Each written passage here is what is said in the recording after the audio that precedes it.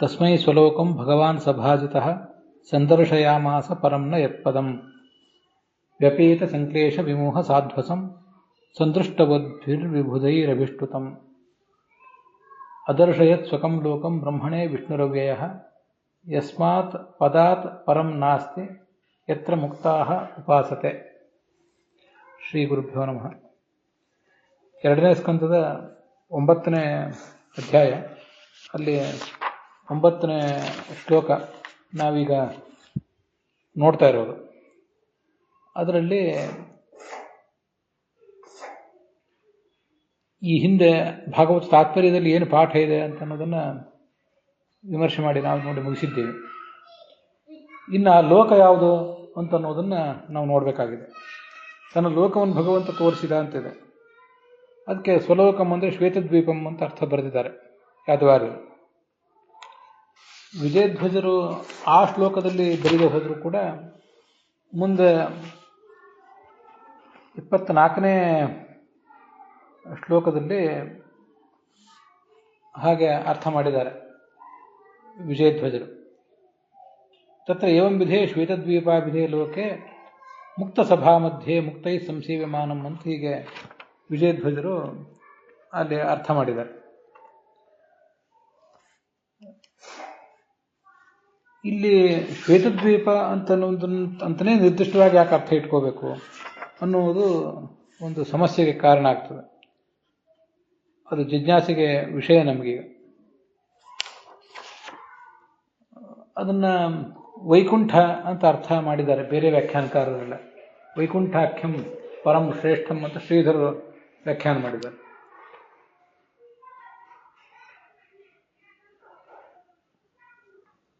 ವೈಕುಂಠಾಖ್ಯೇ ಲೋಕೆ ರಜಃ ತಮಃ ಸತ್ವಂ ಚ ನಾಸ್ತಿ ಅಂತ ಶ್ರೀಧರರು ಕೂಡ, ವೀರರಾಘವರು ಕೂಡ ವ್ಯಾಖ್ಯಾನ ಮಾಡಿದ್ದಾರೆ. ಹೀಗೆ ವಿಜಯಧ್ವಜರು ಮತ್ತು ಯಾದವಾರ್ಯರು ಅದನ್ನು ಶ್ವೇತದ್ವೀಪ ಅಂತ ಮಾಡಿದ್ದಾರೆ, ಉಳಿದವರೆಲ್ಲ ಅದನ್ನು ವೈಕುಂಠ ಅಂತ ಮಾಡಿದ್ದಾರೆ. ಗೋವಿಂದಾಚಾರ್ಯರು ಕೂಡ ವೈಕುಂಠ ಲೋಕವನ್ನು ತೋರಿಸಿದ ಅಂತ ಹೇಳ್ತಾರೆ. ಇದು ಶ್ವೇತದ್ವೀಪ ಅನ್ನೋದಕ್ಕೆ ನಿರ್ದಿಷ್ಟವಾದ ಆಧಾರ ಅಲ್ಲಿ ಮುಂದೆ ಭಾಗವತದಲ್ಲೂ ಮತ್ತು ಭಾಗವತ ತಾತ್ಪರ್ಯದಲ್ಲಿ ಕೂಡ ನನಗೆ ಕಣ್ಣಿಗೆ ಬೀಳಲಿಲ್ಲ. ಯಾರಿಗಾರು ವಿದ್ವಾಂಸರಿಗೆ ಅದು ಕಣ್ಣಿಗೆ ಬಿದ್ದರೆ ದಯವಿಟ್ಟು ನನಗದನ್ನು ತಿಳಿಸ್ಬೇಕು. ಮತ್ತೆ ಈ ಶ್ಲೋಕವನ್ನು ಆಚಾರ್ಯರು ಇದರ ಮುಂದಿನ ಕೆಲವು ಶ್ಲೋಕಗಳನ್ನು ಒಟ್ಟಾರೆ ಸರ್ವಮೂಲದಲ್ಲಿ 5 ಕಡೆ ಉಲ್ಲೇಖ ಮಾಡಿದ್ದಾರೆ. ಅನುವ್ಯಾಖ್ಯಾನದಲ್ಲಿ 4ನೇ ಅಧ್ಯಾಯದ 2ನೇ ಪಾದದಲ್ಲಿ ಒಂದು ಕಡೆ ಇದೆ. ಶ್ಲೋಕ ಸಂಖ್ಯೆ 110 ಅಂತ ಕಾಣಿಸ್ತದೆ. ಯಾರಾದರೂ ನೀವು ಅದನ್ನು ನೋಡೋರಿದ್ರೆ ನೋಡಬಹುದು.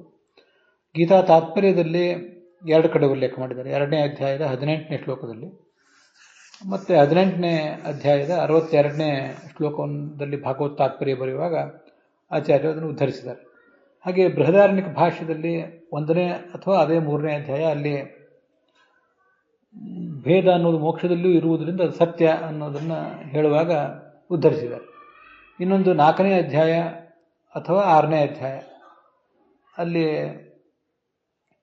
ಮತ್ತೊಂದು ಕಡೆ ಅದನ್ನು ಉದ್ಧರಿಸಿದ್ದಾರೆ. ನಿರ್ಗುಣ ಮುಕ್ತಿ ಅನ್ನೋದು ಪ್ರಮಾಣ ಶೂನ್ಯ, ಮುಕ್ತರಿಗೂ ಶರೀರವಿದೆ ಅನ್ನೋದನ್ನು ವರ್ಣನೆ ಮಾಡುವ ಪ್ರಸಂಗದಲ್ಲಿ ಉದ್ಧರಿಸಿದ್ದಾರೆ. ಈಗ ಒಟ್ಟು 5 ಕಡೆ ಈ ವಿಷಯ ಬಂದಿದೆ. ಅಲ್ಲಿ ಯಾವುದನ್ನು ನಾವು ತೆಗೆದು ನೋಡಿದರೂ ಕೂಡ ಶ್ವೇತದ್ವೀಪ ಅನ್ನುವಂಥ ನಿರ್ದಿಷ್ಟ ಉಲ್ಲೇಖ ಏನು ಎಲ್ಲೂ ಕಾಣಿಸೋದಿಲ್ಲ ವ್ಯಾಖ್ಯಾನ ಮಾಡಿದವರ ದೃಷ್ಟಿಕೋನದಿಂದ.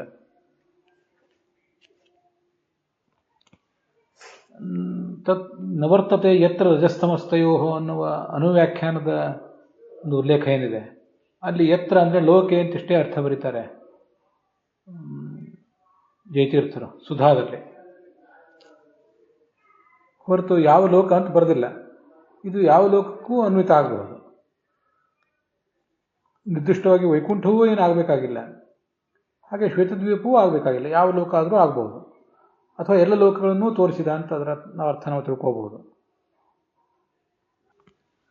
ಗೀತಾ ತಾತ್ಪರ್ಯದಲ್ಲಿ 2ನೇ ಅಧ್ಯಾಯದ 18ನೇ ಶ್ಲೋಕದಲ್ಲಿ ಇದು ಬಂದಿದೆ ಅಂತ ಹೇಳಿದ್ನಲ್ಲ, ಅಲ್ಲಿ ಆ ಗೀತಾ ತಾತ್ಪರ್ಯದ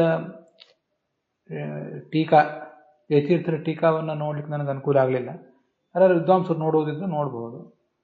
ಅಲ್ಲಿ ಅನುವಾದ ಮಾಡುವರು ಯಾವ ವೈಕುಂಠ ಲೋಕದಲ್ಲಿ ರಜೋಗುಣ ಇಲ್ಲ, ತಮೋಗುಣ ಇಲ್ಲ, ಮತ್ತು ಇವುಗಳಿಂದ ಮಿಷ್ಟವಾದ ಸತ್ವಗುಣವೂ ಇಲ್ಲ ಅಂತ ಹೀಗೆ ಅನುವಾದ ಮಾಡಿದ್ದಾರೆ.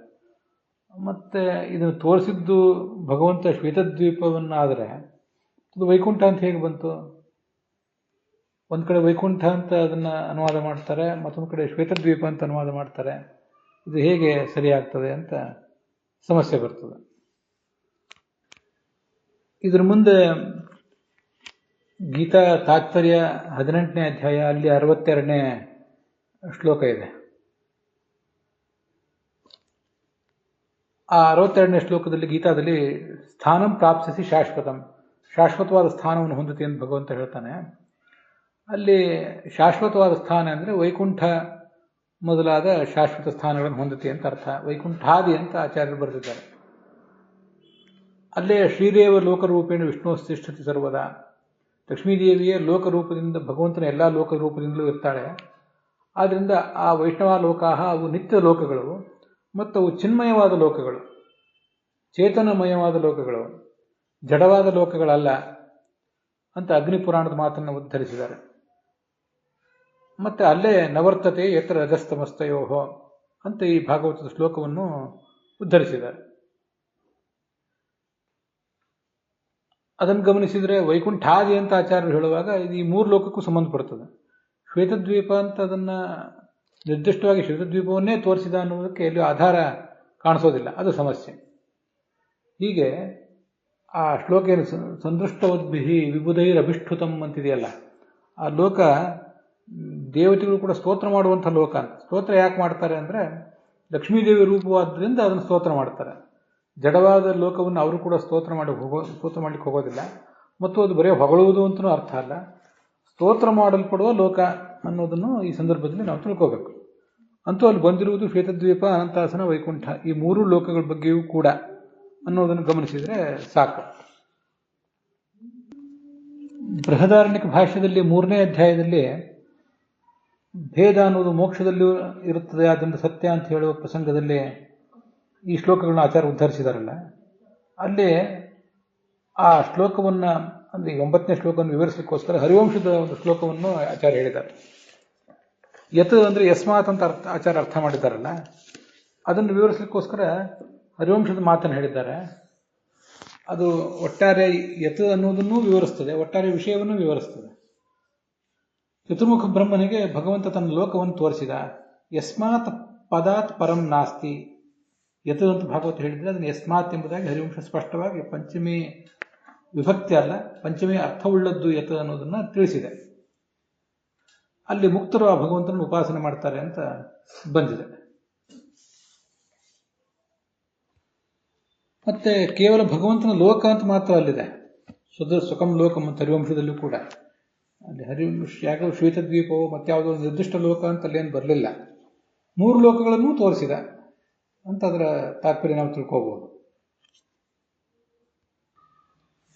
ಮುಂದೆ ಅದೇ ಬೃಹದಾರಣ್ಯಕ ಭಾಷ್ಯದ 6ನೇ ಅಧ್ಯಾಯದಲ್ಲಿ ನಿರ್ಗುಣ ಮುಕ್ತಿ ಪ್ರಮಾಣ ಶೂನ್ಯ, ಮುಕ್ತರಿಗೂ ದೇಹ ಇದೆ ಅಂತ ಹೇಳುವ ಪ್ರಸಂಗದಲ್ಲಿಯೂ ಈ ಶ್ಲೋಕವನ್ನು ಆಚಾರ್ಯರು ಉದ್ಧರಿಸಿದ್ದಾರೆ. ಆದರೆ ಅಲ್ಲೇನು ವಿಶೇಷ ಅರ್ಥಗಳನ್ನು ಬರೆದಿಲ್ಲ.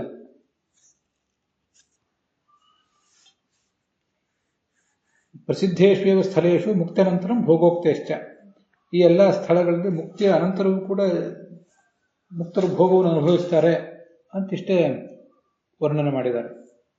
ಈ ಎಲ್ಲ ಲೋಕಗಳಲ್ಲಿಯೂ ಮುಕ್ತರು ಭೋಗವನ್ನು ಅನುಭವಿಸ್ತಾರೆ ಅಂತ ಬಂದಿರುವುದರಿಂದ ಇದು ಶ್ವೇತದ್ವೀಪವೂ ಆಗಬಹುದು, ಅನಂತಾಸನವೂ ಆಗಬಹುದು, ವೈಕುಂಠವೂ ಆಗಬಹುದು ಅನ್ನುವುದು ಆ ಬೃಹದಾರಣ್ಯಕದ ಭಾಗ ನೋಡಿದರೂ ಕೂಡ ಗೊತ್ತಾಗ್ತದೆ.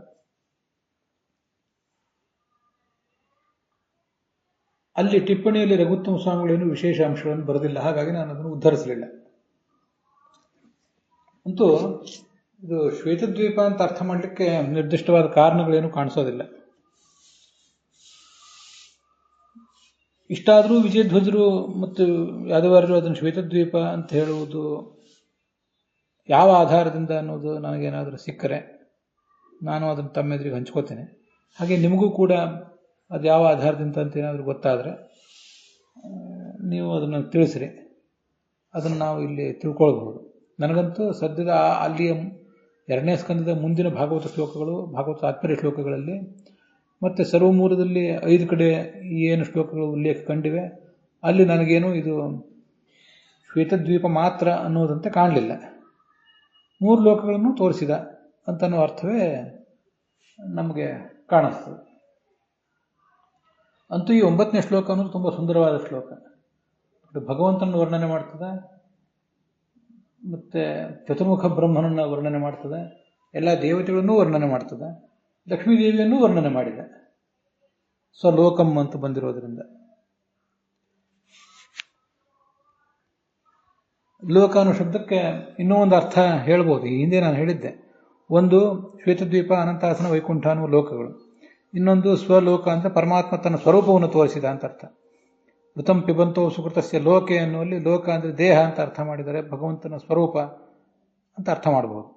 ಇನ್ನೊಂದು ತನ್ನ ದೇಹ ಅನಿಸ್ಕೊಂಡಿರುವ ಲಕ್ಷ್ಮೀದೇವಿಯನ್ನು ಅವನು ತೋರಿಸಿದ ಅಂತ ಇನ್ನೊಂದು ಲಕ್ಷ್ಮೀದೇವಿಯಿಂದ ಅಭಿಮನ್ಯಮಾನವಾದ ಲೋಕವನ್ನು ತೋರಿಸಿದ. ಹೀಗೆ ಲೋಕ ಅಂದರೆ ಶ್ವೇತದ್ವೀಪ, ಅನಂತಾಸನ, ವೈಕುಂಠ ಅನ್ನುವ ಲೋಕಗಳು. ಲಕ್ಷ್ಮೀದೇವಿಯನ್ನು ತೋರಿಸಿದ, ಹಾಗೆ ತನ್ನ ಸ್ವರೂಪವನ್ನೂ ತೋರಿಸಿದ ಅಂತ ಅದರ ತಾತ್ಪರ್ಯ. ಲಕ್ಷ್ಮೀದೇವಿ ಭಗವಂತನಿಗೆ ಲೋಕ ಅರ್ಥಾತ್ ಶರೀರ ಅಂದರೆ ಅದಕ್ಕೆ ನನಗೆ ಉಲ್ಲೇಖ ಗೀತಾ ಭಾಷ್ಯದ 12ನೇ ಅಧ್ಯಾಯದಲ್ಲಿ ಈ ವಿಷಯ ಬಂದಿದೆ. ಆಚಾರ್ಯರಲ್ಲಿ ಸೌಕರಾಯಣ ಶ್ರುತಿ ಅನ್ನೋದನ್ನು ಉದ್ಧರಿಸಿದ್ದಾರೆ. ಶರೀರ ರೂಪಿಕಾ ಸಾಸ್ಯ ಅಶರೀರಸ್ಯ ವಿಷ್ಣೋ ಯತಃ ಪ್ರಿಯಾ ಸಾ ಜಗತಃ ಪ್ರಸೂತಿ ಅಂತ. ಮೂಲತಃ ಪ್ರಾಕೃತ ಶರೀರವಿಲ್ಲದ ಭಗವಂತನಿಗೆ ಶರೀರದಂತೆ ಈ ಲಕ್ಷ್ಮೀದೇವಿ ಪ್ರಿಯಳಾಗಿದ್ದಾಳೆ, ಅರ್ಥಾತ್ ಅವನ ಸನ್ನಿಧಾನಕ್ಕೆ ಪಾತ್ರಳಾಗಿದ್ದಾಳೆ. ಮತ್ತು ಜಗತ್ತಿನ ಸೃಷ್ಟಿಗೆ ಕಾರಣವಾದ ಪ್ರಕೃತಿಯ ಅಭಿಮಾನಿಯಾದ್ದರಿಂದ ಅವ್ಯಕ್ತ ಶಬ್ದಗಳು ವಾಚ್ಯಳು ಕೂಡ ಆಗಿದ್ದಾಳೆ ಅಂತ ಹೀಗಾದರ ತಾತ್ಪರ್ಯ. ಆದ್ದರಿಂದ ಲೋಕ ಅಂದರೆ ತನ್ನ ಸ್ವರೂಪವನ್ನು ಭಗವಂತ ತನ್ನ ಸ್ವರೂಪವನ್ನೇ ತೋರಿಸಿದ ಅಂತ ಅರ್ಥ. ತನಗೆ ಶರೀರಳಾದಂಥ ಲಕ್ಷ್ಮೀದೇವಿಯನ್ನು ತೋರಿಸಿದಳು ಅಂತ ಅರ್ಥ. ಮತ್ತು ಆ ಶ್ವೇತದ್ವೀಪ, ಅನಂತಾಸನ, ವೈಕುಂಠ ಅನ್ನುವ ಲೋಕಗಳಿಗೆ ಅಭಿಮಾನಿನಿಯಾದ ಅವಳ ಸ್ವರೂಪವೇ ಆದಂಥ, ಅಭಿಮಾನಿ ಅಂತ ಹೇಳೋದಕ್ಕಿಂತ ಅವಳ ಸ್ವರೂಪವೇ ಆದ ಆ ಲೋಕಗಳನ್ನು ತೋರಿಸಿದ ಅಂತ ಅರ್ಥ. ಇಷ್ಟನ್ನು ನಾವು ಈ ಶ್ಲೋಕದಿಂದ ತಿಳ್ಕೋಬಹುದು. ಭಗವಂತನನ್ನು, ಭಗವತಿಯನ್ನು, ಚತುರ್ಮುಖ ಬ್ರಹ್ಮನನ್ನು, ಉಳಿದ ದೇವತೆಗಳನ್ನು ವರ್ಣನೆ ಮಾಡುವ ತುಂಬ ಸುಂದರವಾದಂಥ ಒಂದು ಶ್ಲೋಕ ಇದೆ. ಅದರೊಂದಿಗೆ ಇವತ್ತಿನ ಈ ಭಾಗ ಸಮಾಪ್ತ ಆಗಿದೆ. ಹುಸಿಯ ನಾಡಿ ಹೊಟ್ಟೆ ಹೊರೆವ ವಿಷಯದಲ್ಲಿ ರಸಿಕನೆಂದು ಹುಸಿಗೆ ಹಾಕಿದರು ಇನ್ನು ಹೃಷಿಕೇಶನೇ, ಈಶನಿನ್ನ ಶರಣ ಭಜನೆ ಆಸೆಯಿಂದ ಮಾಡುವೆ, ದೋಷರಾಶಿ ನಾಶ ಮಾಡು ಶ್ರೀಶಕೇಶವ. ಶ್ರೀಕೃಷ್ಣಾರ್ಪಣ ವಸ್ತು.